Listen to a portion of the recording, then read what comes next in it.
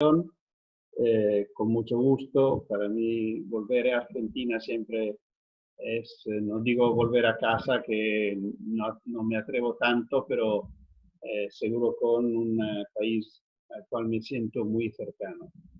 Y bueno, pensando en este encuentro, pensaba, intentaré buscar los elementos que más son interesantes para quien tiene que interesarse de niñez y familia, ya que en este tiempo casi solo se habla de escuela. Yo creo que tenemos que hablar de escuela, pero me interesaría mucho poner en énfasis, en subrayar una relación que yo veo nueva, que podemos identificar, descubrir, valorar entre los varios protagonistas del proceso educativo y de desarrollo de los niños y de las niñas.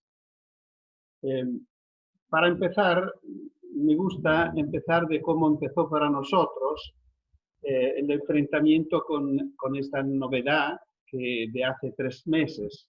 Nosotros mañana, yo personalmente, mañana voy a cumplir 3 meses de aislamiento.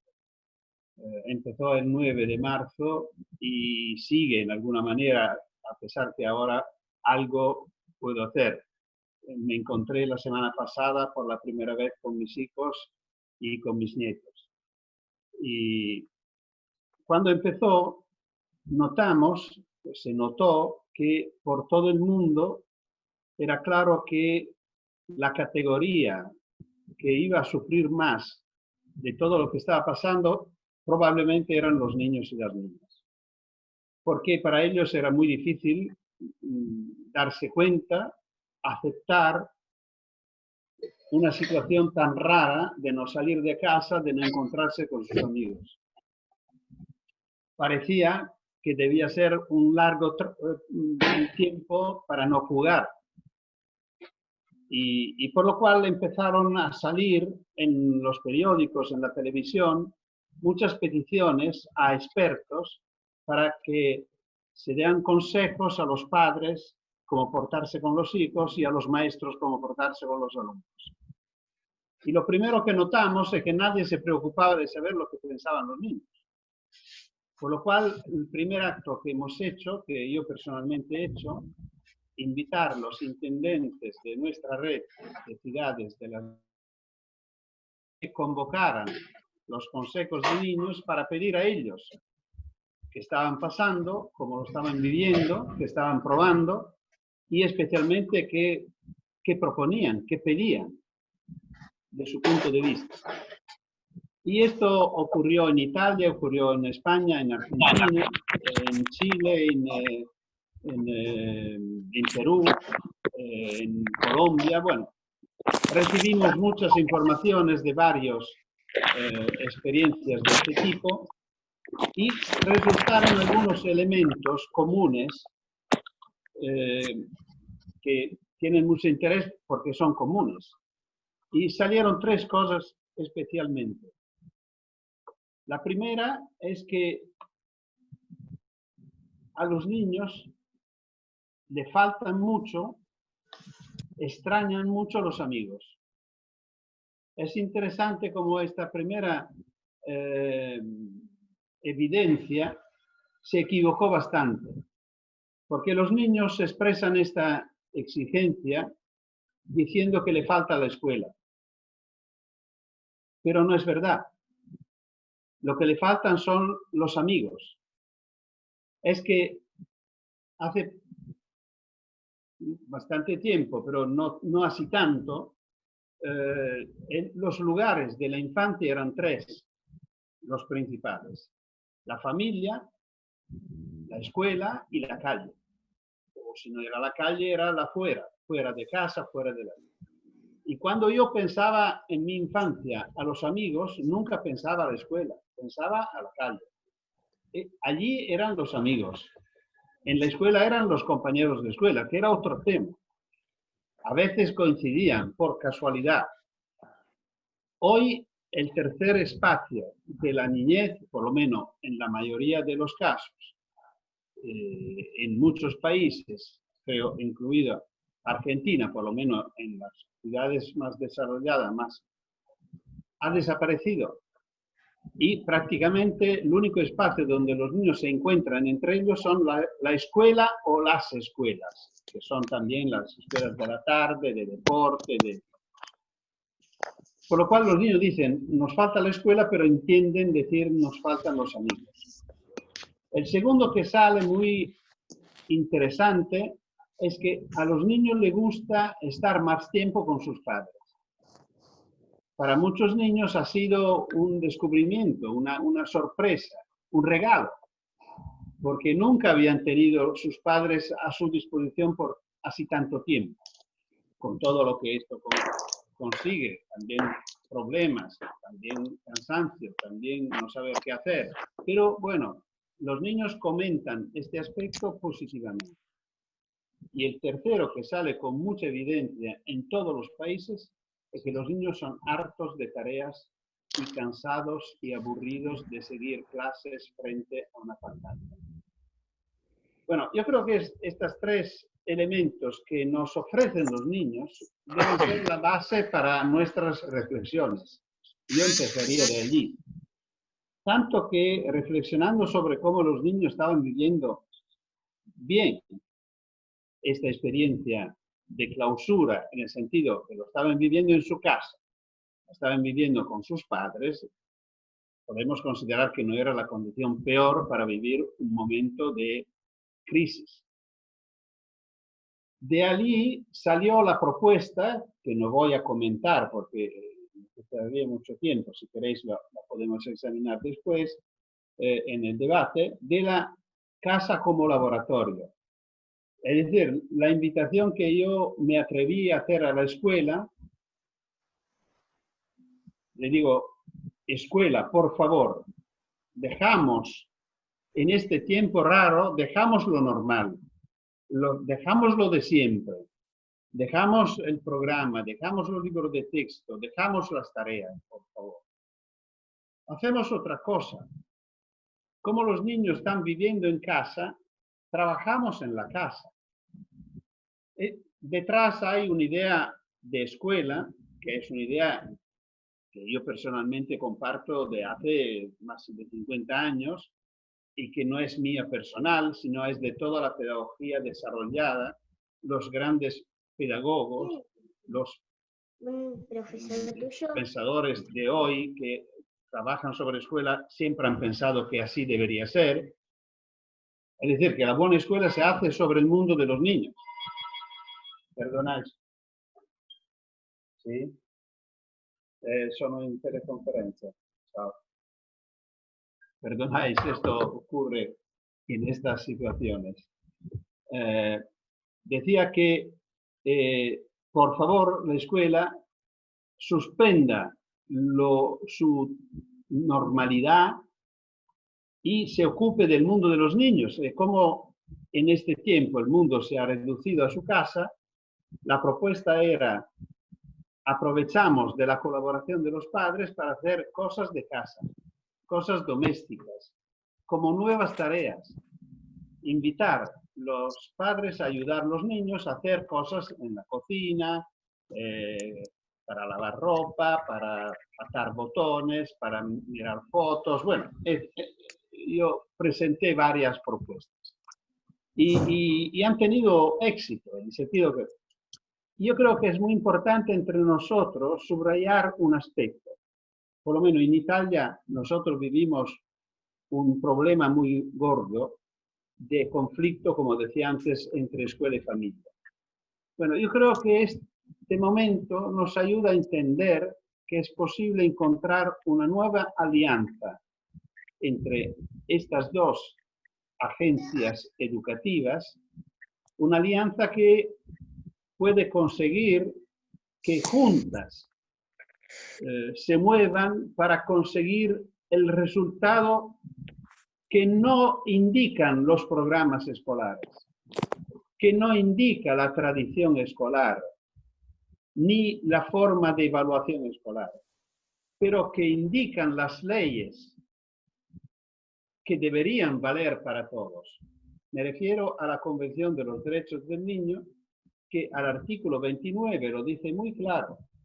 Yo creo que no hay muchas dudas sobre la interpretación de este artículo, porque dice que los Estados partes convienen en que la educación del niño deberá estar encaminada a desarrollar su personalidad, sus aptitudes y su capacidad mental y física hasta el máximo de sus posibilidades.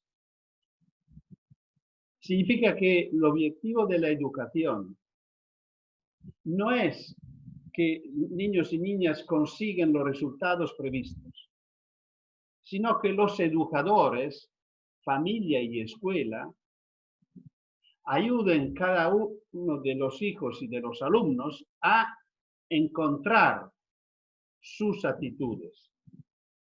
Los que otros autores llaman el elemento, dice Robinson, las inteligencias múltiples, dice Gardner, el juguete preferido, dice Gabriel García Márquez, con una expresión muy divertida, muy simpática. La ley dice las aptitudes. Podemos decir que cada uno busque lo por lo cual nació. Y la educación debería ofrecer a cada uno instrumentos adecuados para desarrollar sus capacidades hasta el máximo de sus posibilidades. Y yo creo que a mí me gustaría que se asumiera este artículo de la Convención como nuevo pacto educativo sobre lo cual fundar una nueva alianza entre educación familiar y educación escolar. Bueno, empezando de esta manera, de este punto de vista, es claro que ahora, si en la clausura la casa ha sido el elemento de interés de la escuela, cuando la casa se va a abrir y se vuelve a la escuela, lo que era la casa debería ser la ciudad. Lo que eran los padres deberían ser los intendentes.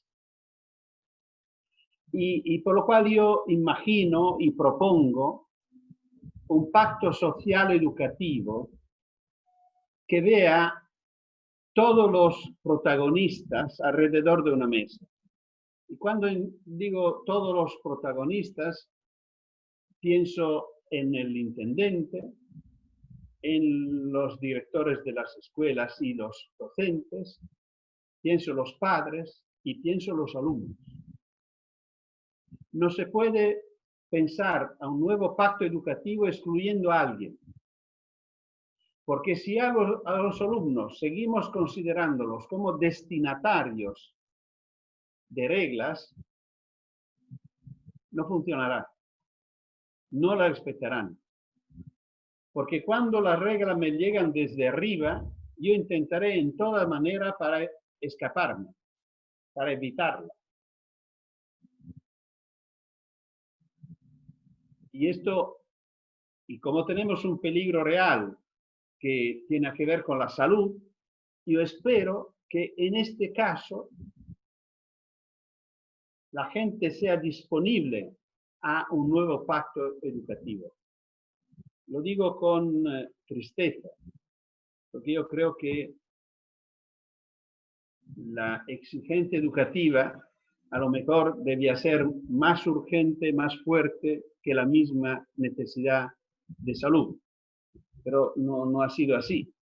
Han pasado muchos años desde que proponemos estos cambios y no lo conseguimos. A lo mejor un virus tiene más poder y puede ser una razón para movernos hacia un cambio real. Poco como lo dice Einstein cuando dice que las crisis pueden ser una bendición para personas y países porque llevan progresos. Ojalá que sea verdad. ¿Y de qué podemos hablar en esta mesa compartida?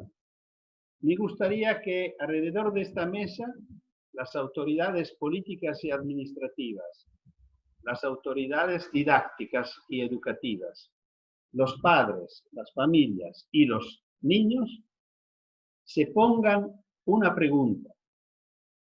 ¿Qué vamos a hacer? ¿Cómo lo vamos a solucionar? Y allí se discute juntos y se elaboran propuestas novedosas.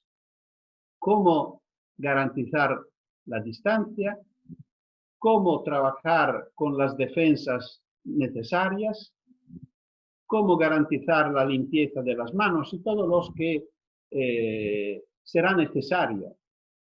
Esperamos que nos pidan solo lo que es necesario y hasta que será necesario, porque no vemos la hora de abrazarnos de nuevo.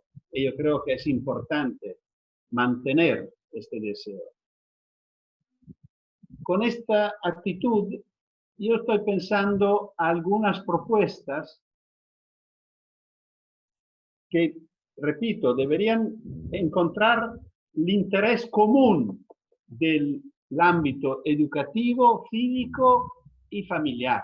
Y no que uno lo pida al otro y el otro tiene que concederlo, porque así no funcionará. Pienso, por ejemplo, que frente al tema que las escuelas son insuficientes como espacio para garantizar una separación de los niños y de las niñas. La distancia necesita que una clase debe tener 2 aulas o 2 lugares. Hay que ampliar el espacio de la escuela. Hay que ampliar las ocasiones educativas. Aquí yo creo que es muy importante la intervención de la ciudad con un intendente que invita las fuerzas públicas y privadas de la ciudad a ofrecer ocasiones y oportunidades a la educación. Que de la escuela se pueda salir con grupos más o menos grandes para visitar o para vivir experiencias en lugares que no tienen mucho que ver con la escuela. Puede ser una granja, puede ser una fábrica, puede ser una panadería, como fue en algunas experiencias italianas muy simpáticas y divertidas. Los panaderos de Turín invitaban a los niños y las niñas a las 7 de la mañana para hacerse el pan, cocerlo y lo llevaban caliente en el bolsillo para irse a la escuela. Claro que la escuela, si quería, podía trabajar sobre este proceso, qué significa el pan, qué significa la parte alimentaria del pan, la parte histórica. Bueno, yo creo que se puede trabajar meses sobre este tema, aprovechando de una experiencia concreta que los niños han hecho y que probablemente no habían nunca hecho en su vida. De esta manera se propusieron muchas experiencias. En este tiempo el problema no era la pandemia, el problema era las demasiadas horas que los niños tenían que pasar a la escuela. Era una escuela de 8 horas, se estaba experimentando lo que llamamos en Italia el tiempo lleno, y el problema era que parecía imposible que los niños podían pasar tantas horas sentados en el mismo lugar. En este momento tenemos el mismo problema, pero porque los niños no pueden pasar tantas horas sentados y cercanos en el mismo lugar, por lo cual tenemos que diferenciar. Esto es una propuesta.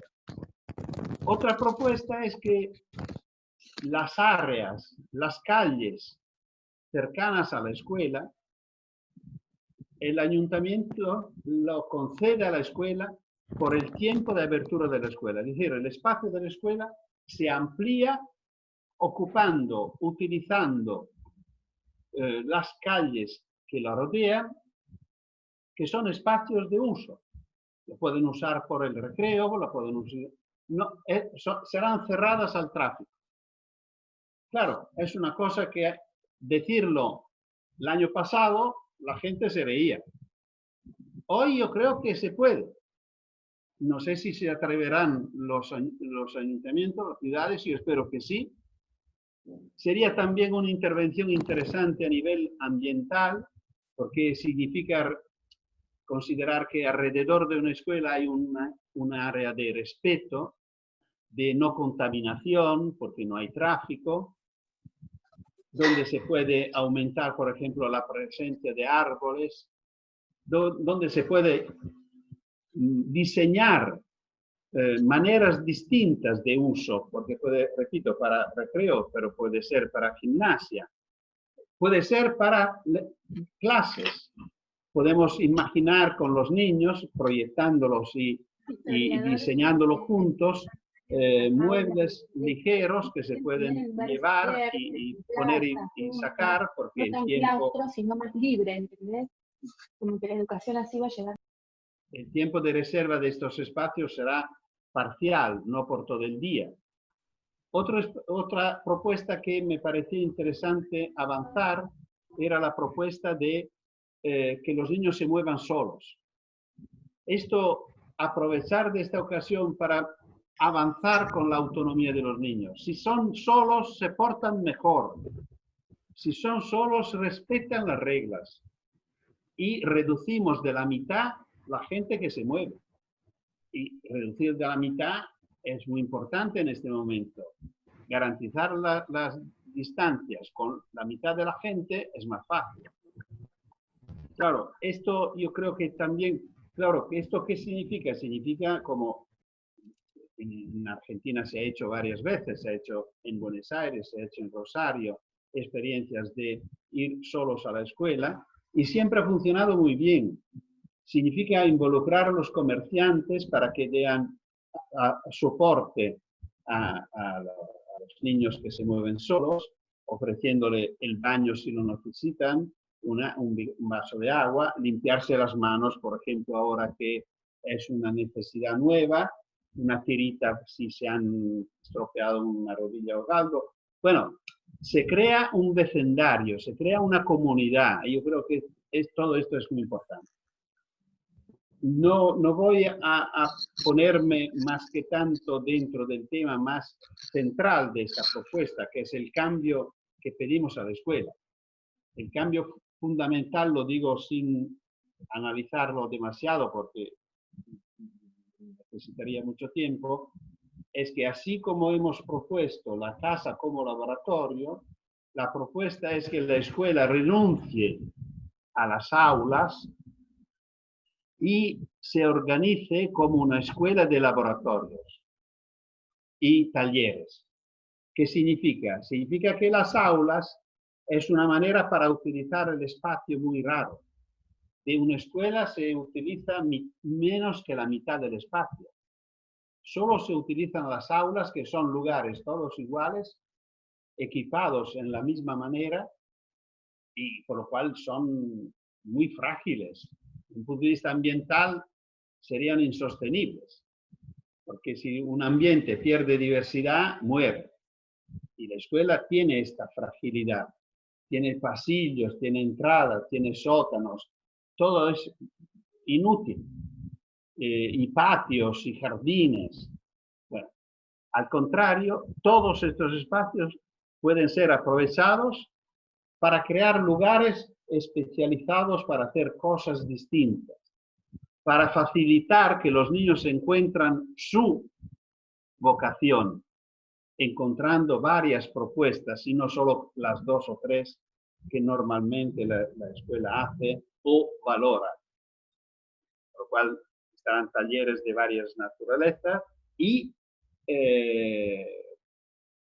los niños se van a mover. Claro que moviéndose los niños es más fácil crear grupos más pequeños y permitir que, siendo todo en el mismo ámbito, menos los que se van a visitar cosas fuera de la escuela, será fácil para un adulto controlar más que un grupo. Así como normalmente hace un buen maestro que no trabaja con la clase, sino trabaja con grupos autónomos. Y los grupos tienen su manera. La última propuesta, que me parece la que a nosotros, a vosotros, debería interesar casi más que todas, es que en todo esto, ya lo he dicho antes, los niños sean protagonistas y no destinatarios. Es decir, que en las escuelas se creen, en respeto del artículo 12 de la Convención de los Derechos del Niño, consejos de alumnos con representantes. Nosotros proponemos que sean elegidos por sorteo, de manera que no sean imitaciones de políticos. Que sean representados en igual número niños y niñas de todos los niveles escolares, que en este tiempo yo creo todas las semanas deberían encontrarse, este consejo de alumnos, todas las semanas encontrarse con el director de la escuela para ver cómo funciona, cómo está funcionando todo lo que hemos propuesto. Y si no funciona, cómo podemos intervenir. De manera que los niños se sientan adentro, no se sientan afuera.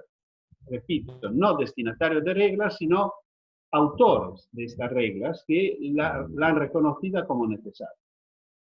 Para terminar, los pocos minutos que quedan, me gusta, porque cité el artículo 29, repito, lo propongo como nuevo pacto entre las agencias educativas, escuela y familia, el artículo 12 sobre la participación de los niños como autores de opiniones y el artículo 31. Yo creo que en este momento tenemos que dar un valor muy alto al juego.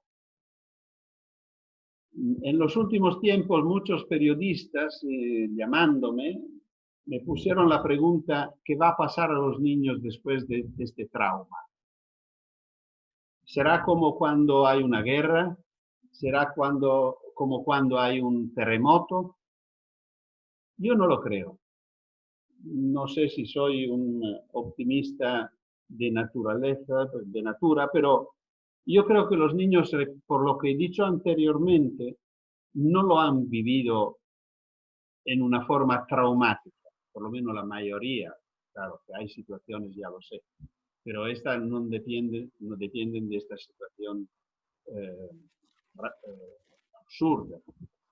Esta situación ha vuelto a los niños a vivir una experiencia familiar muy fuerte, lo han vivido en su casa, lo han vivido con sus padres, por lo cual yo no creo que es un trauma que necesita psicólogos para entendernos. Y yo creo que necesita una comprensión de parte de la ciudad y de los padres. Y el juego puede ser la solución. Yo creo que el valor terapéutico más fuerte lo tiene el juego. Espero que no se recorra a medicamentos, sino a jugar. Y claro que sería muy interesante respetar lo que dice el artículo 31, que dice que los niños tienen derecho al tiempo libre y al juego. Es interesante notar que en la versión original en la lengua inglesa, se usa el verbo to engage in play. Los niños tienen derecho a comprometerse en el juego. Es muy fuerte. Es la única vez que se usa este verbo tan fuerte referido a los niños. Diría que es casi el único deber, el único derecho de la Convención que hay que leerlo como un deber. Los niños tienen el deber de jugar, porque esto es absolutamente necesario por su desarrollo y en alguna manera es necesario también para nosotros, para el entorno, para la sociedad, para la ciudad, para la escuela y para la familia. Para que si queremos conocer nuestros hijos, tenemos que dejarlos jugar, no acompañarlos a jugar, dejarlos. Si la escuela quiere conocer el mundo de sus alumnos, tiene que los niños jueguen por la tarde y lo cuenten por la mañana después. Y si la ciudad quiere volver a ser una ciudad vivible, sana, alegre, bella tiene que volver a tener los niños en la calle. Y por todo esto, yo creo que sería muy importante que los niños puedan sumar la fin de la pandemia con el empezar de su autonomía. Yo creo que sería muy bello que los niños pudieran decir, bueno, el día que terminamos la pandemia, el día que yo fui por la primera vez a la escuela solo, o fui por la primera vez a jugar con mis amigos fuera de casa sin mis padres. Por lo cual, yo creo que esta asociación puede rescatar mucho de todas las exigencias que los niños seguro que tienen y compensar en alguna manera todo el esfuerzo que han hecho quedándose cerrados y parados por todo este tiempo. Bueno, yo creo que no ocupé todo mi tiempo y estoy más contento así porque tenemos más tiempo para hablar juntos, que creo que siempre es la parte más interesante que tenemos. Por lo cual estoy a vuestra disposición.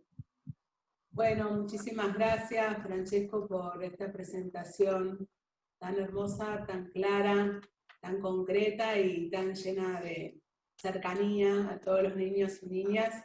Tenemos muchísimas preguntas y comentarios, yo se los voy agrupando. Algunos fueron apareciendo durante la charla y usted ya los fue abordando. De todas maneras, algunas se las alcanzo. Por ejemplo, cómo compatibilizar esta idea de que los niños puedan estar solos por la calle con la vida en las grandes ciudades, ¿no? Donde aparecen otras variables que se van poniendo en juego, como el tema de la seguridad, el tránsito, las largas distancias, etc.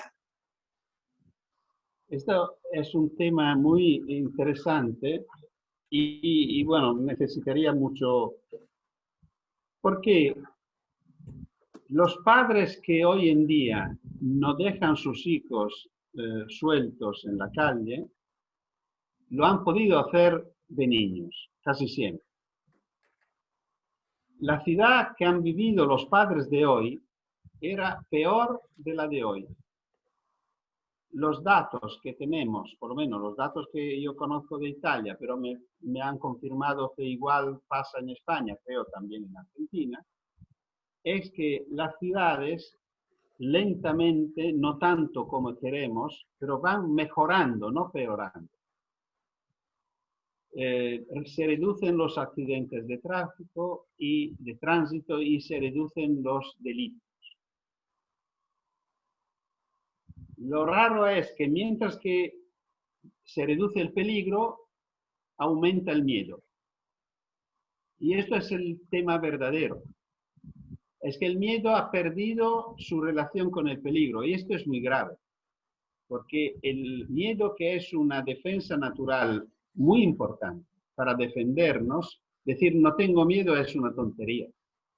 Pero es importante que el miedo tenga una relación fuerte con el peligro de manera que sea una forma de defensa natural. Si pierde esta relación es un desastre porque es una forma paralizante que nos paraliza. Y así es hoy. Nosotros tenemos miedo a pesar del peligro. El peligro más fuerte que los niños encuentran, lo encuentran en su casa y en el automóvil de sus padres. Si habláis con un médico que trabaja en socorro, confirmará que los pocos casos de ingreso al hospital para niños es por accidentes domésticos o para accidentes de auto, que siempre es el auto de los padres. Por lo cual, los dos lugares más peligrosos donde podemos tener un hijo es nuestra casa y nuestro coche, nuestra casa. Está muy bien. Sabemos que existe la violencia contra niños, lamentablemente esto lo sabemos, pero no ocurre en la calle, ni en Italia, ni en España, ni en Argentina. La violencia contra los niños, así como lamentablemente contra mujeres, ocurre en casa, en su casa. y a obra de personas conocidas, no de desconocidos que van por la calle. Por lo cual yo creo que es muy importante ayudar a las personas a entender la realidad así como es.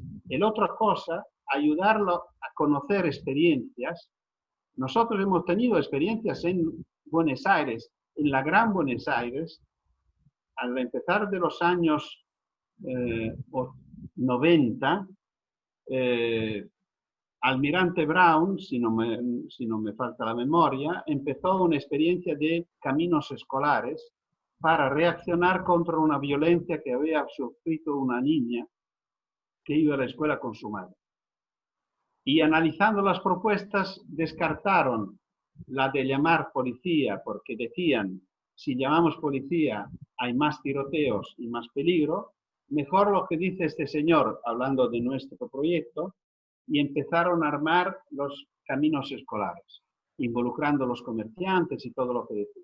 Bueno, después de 5 años, en el 95, el Ayuntamiento de Buenos Aires organizó un encuentro, un congreso sobre seguridad urbana, al cual yo participé, y el responsable de seguridad urbana declaró que en los barrios donde se había realizado esta experiencia de autonomía de los niños, los hechos criminales habían bajado por lo menos del 50%. Los niños producen seguridad. Yo creo que es muy importante esto, es muy importante porque consiguen una garantía más fuerte de la que puede ofrecer tanto policía que cámaras de video y no cuestan nada. Está muy bien. Francesco, tenemos muchas más preguntas, unas vinculadas... Voy a contestar rápido, voy a contestar rápido. Vinculadas al juego. El juego y la tecnología, ¿no? Como esto que parece hoy una nueva dicotomía puede ser asimilado o asimilable, y por otro lado, cómo acrecentar los espacios de juego en las escuelas. Bueno, por el segundo yo soy bastante radical. Yo considero que el juego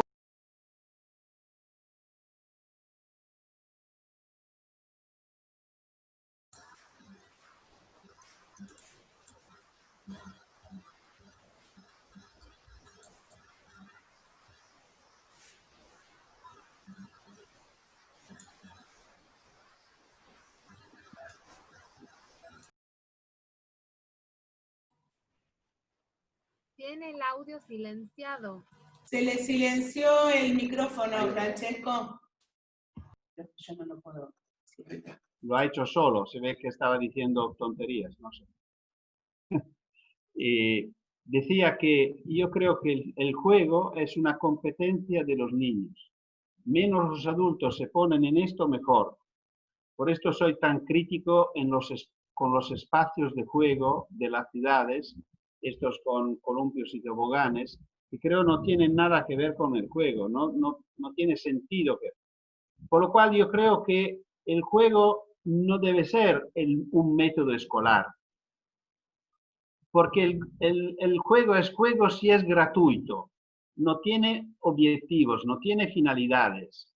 Se juega para jugar, no se juega para ni aprender y tal. La escuela debe hacer todo lo que puede para ser interesantes, casi como un juego. Esto sí, que pueda interesar a los niños, apasionar a los niños, que los niños no vean la hora que vuelve el lunes, sí que lo comparten. Y cuando lo consiguen, es una buena escuela. Pero repito, el juego yo creo que es otra cosa. Y la primera parte de la pregunta... Era juego y tecnología. Ah, bueno. Bueno, la tecnología salió muy mal de esta experiencia.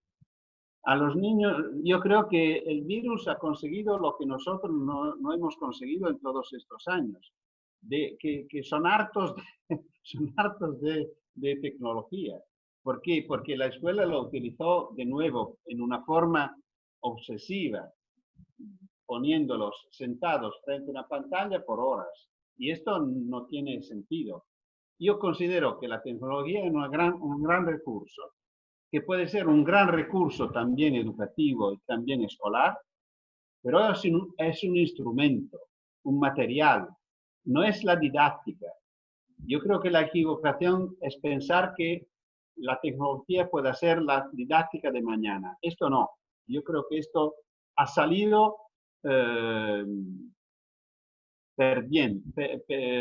¿cómo se dice? No aprobado por, a nivel escolar, suspendido. Está muy bien. Y tenemos más preguntas vinculadas a cómo piensa usted la pospandemia en lo que se refiere a la primera infancia, a la etapa hasta los 5 años, los chicos que están antes de la escuela primaria.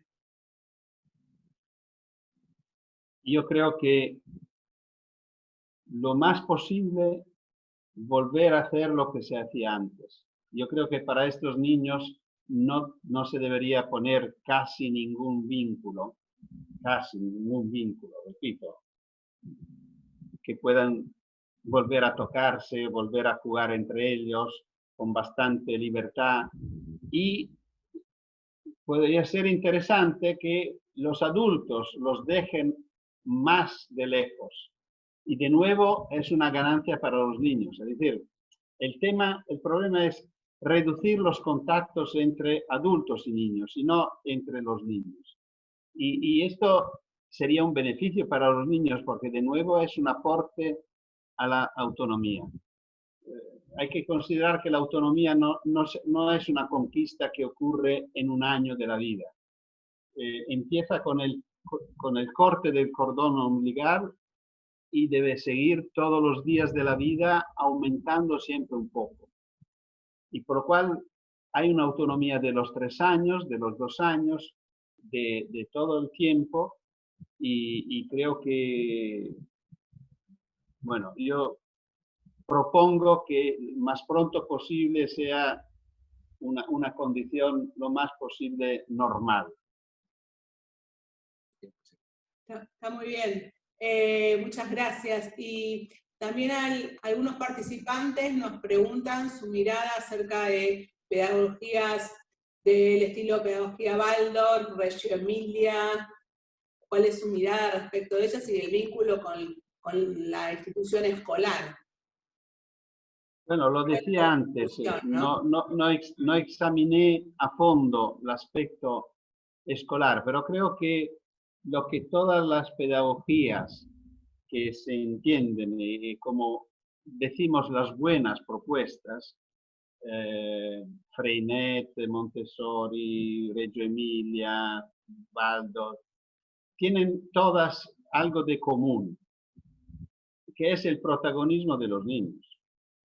Es decir, son formas de educación que confían mucho en la infancia y interpretan más correctamente que lo que normalmente hace la escuela el artículo 29.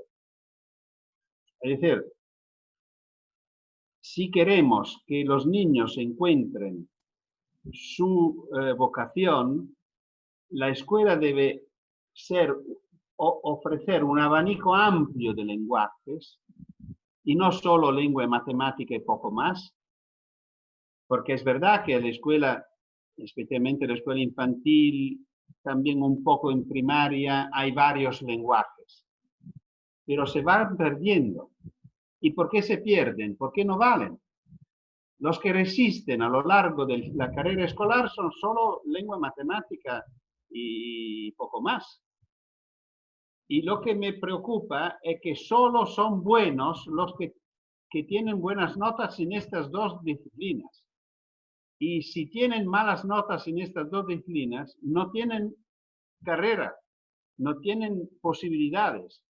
Y esto es un absurdo total, porque significa que no es verdad lo del desarrollo a lo máximo nivel posible para todos. Y esto, repito, una escuela como la que yo presentaba, hecha de talleres y laboratorios, donde hay talleres de matemática, pero también de mecánica, de una huerta al aire, si es posible tener animales, una de música y un teatro, una biblioteca donde vamos a leer libros y tal, una escuela donde hay lugares muy distintos entre ellos y muy especializados, de manera que los niños son motivados a hacer cosas, porque si vamos a ver en los niveles altos de nuestras sociedades, los científicos, los artistas y los artesanos no trabajan en cualquier lugar, trabajan en sus talleres y en sus laboratorios. Solo en la escuela se hace de todo en un pupitre. Y esto lo hace muy complicado. Y lo que me preocupa más es que lo hace complicado para los últimos. Y los últimos son los únicos que me preocupan. En ese sentido, queríamos llevarlo también al campo de las políticas públicas, ¿no? Nosotros como CENAF, como organismo rector de políticas públicas, tenemos muchas veces como un campo de especificidad o competencias vinculadas a los niños sin cuidados parentales o niños a los cuales se han habilitado medidas de protección especial. ¿Cómo pensar el rol de estas instituciones, de estos organismos de protección? También después tiene su correlato, ¿no? A nivel provincial y municipal, para alinearse con estas propuestas que usted nos ha presentado. Bueno, yo creo que hay un principio abajo de todo esto que es un principio fundamental de civilidad, de democracia, que es el derecho a la diversidad. Tenemos que empezar a pensar que todos somos diferentes. Me gusta mucho una definición que daba Oliver Sacks, el gran neuropsiquiatra infantil americano, cuando decía que los niños sordos son exactamente igual que los demás, solo que no oyen. Y parece una definición banal. Si la pensamos, es una definición revolucionaria. Porque para sus padres, para sus maestros, y a veces, lamentablemente, para los mismos niños, ellos se sienten totalmente distintos de los demás porque no oyen. Y es una injusticia total, porque es...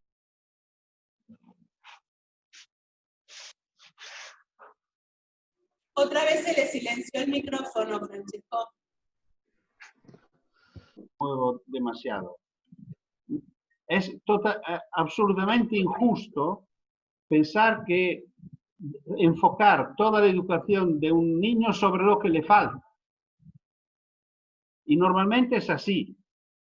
Toda la educación especial está casi siempre enfocada en la laguna de un niño, en su hándicap, en su discapacidad. Y debería ser el contrario. Sobre esto yo tengo una propuesta que no avancé antes, pero hace parte del paquete, de mezclar las edades.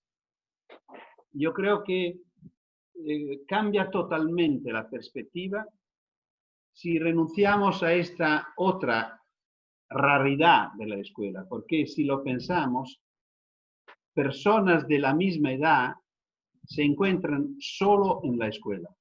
No hay otro momento de la vida, ni en el deporte, ni en la diversión, ni en el trabajo, no tenemos salas de conciertos con separación de edades, sectores para los de 30 años, los de 40. No, es ridículo. Esto solo funciona en la escuela. Y claro, esto crea un problema. Porque, por ejemplo, un niño con discapacidad hay que ponerlo con niños de su misma edad. Pero con niños de su misma edad es probable que sea el más débil de la clase. No me parece que es una forma de inclusión muy buena. Invitar a un niño a ser el burro de la clase. En un grupo heterogéneo de edad, él puede ponerse al lado de los niños que le parecen más momento por momento, o de un punto de vista intelectual, o de un punto de vista afectivo, o de un punto de vista de habilidades que muchas veces son diferentes en el mismo niño que tiene una discapacidad fuerte en un ámbito, pero no lo tiene en otros. Y por lo cual esto puede ser una forma, así como en este momento de post-pandemia, cuando tendremos un problema muy fuerte de autonomía de los niños, porque no tenemos tantos maestros para controlar los grupos que tendrán que ser más pequeños. No sé cómo lo vais a enfrentar vosotros.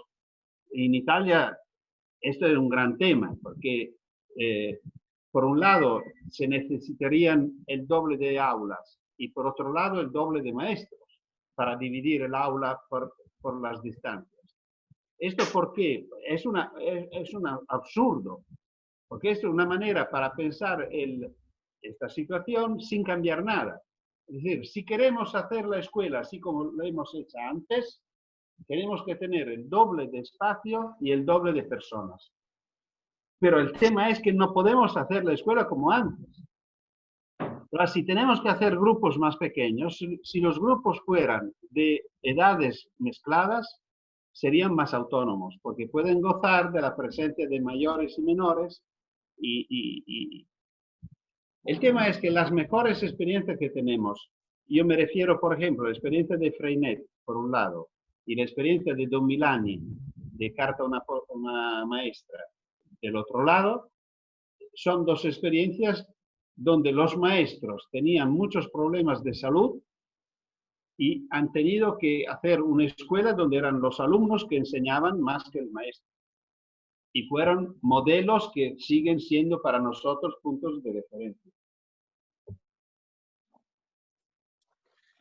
Francesco, bueno, vamos llegando un poquito al final de este encuentro. Pues yo quería hacerle conocer a los compañeros y compañeras y ratificarle a usted lo que conversamos en la reunión del viernes pasado, que vamos a seguir buscando puntos de trabajo en común.